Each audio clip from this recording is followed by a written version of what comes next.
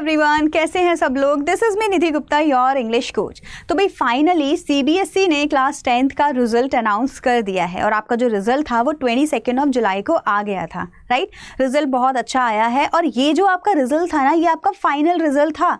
मतलब term 1 and term 2 के marks को जोड़ के आपको फाइनल रिजल्ट दिया गया था। अब इस सबके बीच में सीबीएसई ने एक सर्कुलर पास किया है जिसमें सीबीएसई ने बताया है कि भाई आपका जो फाइनल रिजल्ट 22 जुलाई को आया था, इसका कैलकुलेशन सीबीएसई ने किया कैसे है, इसका कैलकुलेशन या कंप्यूटेशन सीबीएसई ने कैसे किया है। क्योंकि देखो, आपका टर्म 1 का 30% वेटेज लेना है, टर्म 2 का 70% वेटेज लेना है और ये तो बस थियोरी के मार्क्स हैं।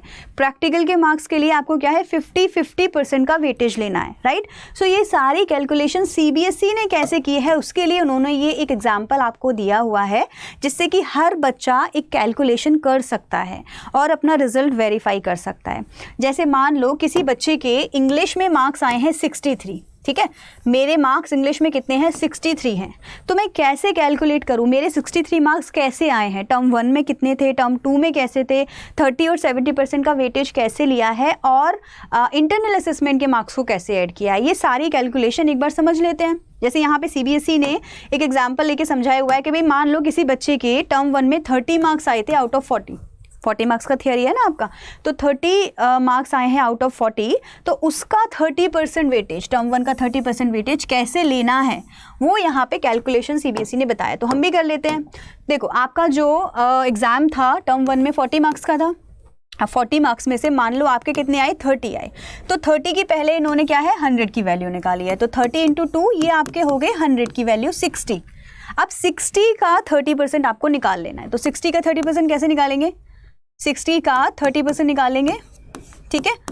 तो ये आप निकालोगे, आपका आ जाएगा 6 3 × 18।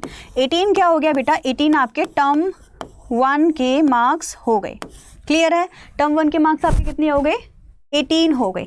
ऐसे ही क्या करना है, टर्म 2 का वेटेज भी आप निकाल सकते हो। टर्म 2 के वेटेज के लिए सेम, इस बच्चे के इस बार कितने मार्क्स आए हैं, टर्म 2 में इसके 20 हैं, 20 तो है लेकिन इसका 70% वेटेज है तो ज़्यादा ही बैठेगा, राइट।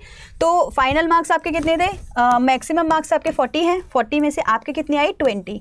100 की वैल्यू निकालेंगे, कितना हो जाएगा, 100 की वैल्यू निकालेंगे 40, 40 का 70%, 40 का 70% निकालेंगे, 4 7 = 28। 28 आपका क्या हो गया बच्चे, 28 हो गया आपका टर्म 2 के मार्क्स। इस बच्चे के टर्म 1 के मार्क्स कितने हैं 18 थियोरी में, टर्म 2 के मार्क्स कितने हैं 28, ये भी थियोरी में, राइट। अब आपको फाइनल रिजल्ट निकालने के लिए क्या करना है, टर्म 1 एंड टर्म 2 के जो मार्क्स हमने 30% और 70% का वेटेज निकाला है, इनको कैलकुलेट करना है और इनके बाद जो इंटरनल असेसमेंट के मार्क्स हैं, मतलब 10 में से 9 और टर्म 2 में 10 में से 8, इनको भी कंबाइन कर देना, आपका फाइनल रिजल्ट आ जाएगा। जैसे टर्म 1 के मार्क्स मेरे कितने हो गए, 18 हो गए, टर्म 1 के मेरे मार्क्स 18 हो गए, टर्म 2 के मेरे कितने थे 28, ठीक है। सो 18 एंड 28 = 46। तो ये तो मेरे थियोरी के मार्क्स हैं।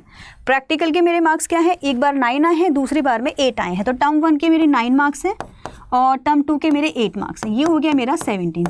फाइनल रिजल्ट टोटल मार्क्स करने के लिए क्या करेंगे, थियोरी को और प्रैक्टिकल को प्लस कर देना है। तो आपका थियोरी का हो गया 46, थियोरी का हो गया 46 और प्लस आपका कहाँ गया, प्रैक्टिकल का आपका हो गया 17, टोटल आपका आ गया 63।